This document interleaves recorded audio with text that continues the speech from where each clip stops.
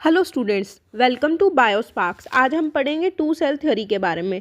ठीक है, तो टू सेल थ्योरी में क्या होता है, हमारे पास टू सेल थ्योरी के अंदर हमारे पास क्या होता है, एक हमारे पास है थीका सेल और एक हमारे पास है ग्रेनुलोसा सेल। मतलब हमारे पास दो सेल्स हो गए और ग्रेनुलोसा सेल के अंदर क्या प्रेजेंट है, फॉलिकुलर फ्लूइड। मान लो ये फॉलिकुलर फ्लूइड ग्रेनुलोसा सेल के अंदर हमारा जो है फॉलिकुलर फ्लूइड जो है ग्रेनुलोसा सेल के अंदर हमारा फील्ड है।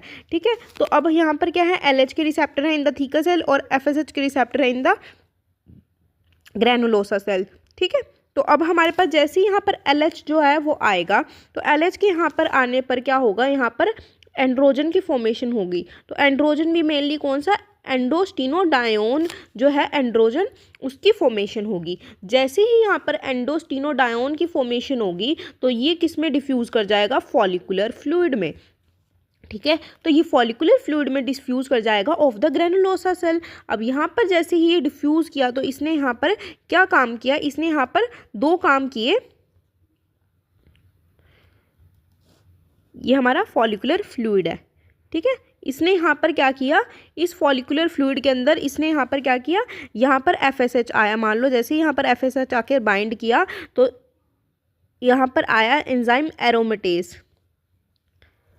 ठीक है, तो in the presence of enzyme aromatase और FSH के प्रेजेंस में ये एंडोस्टिनोडायोन किस में कन्वर्ट होगा, ये इस्ट्रॉन के अंदर कन्वर्ट हो गया।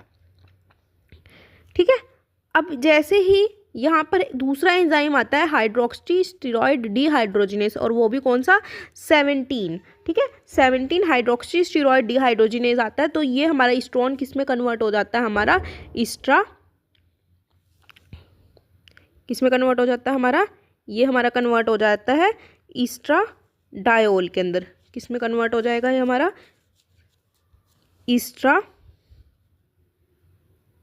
डायोल के अंदर कन्वर्ट होता है।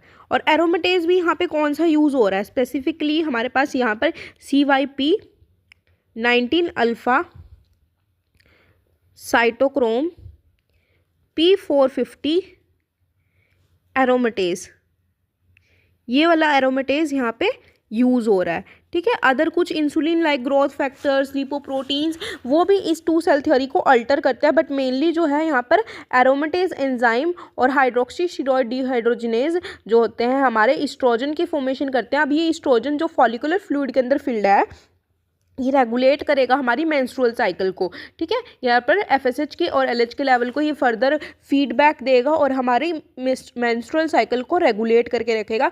ये हमारी टू सेल थ्योरी थी। अगर आपको ये लेक्चर समझ आया हो तो इसको लाइक करें।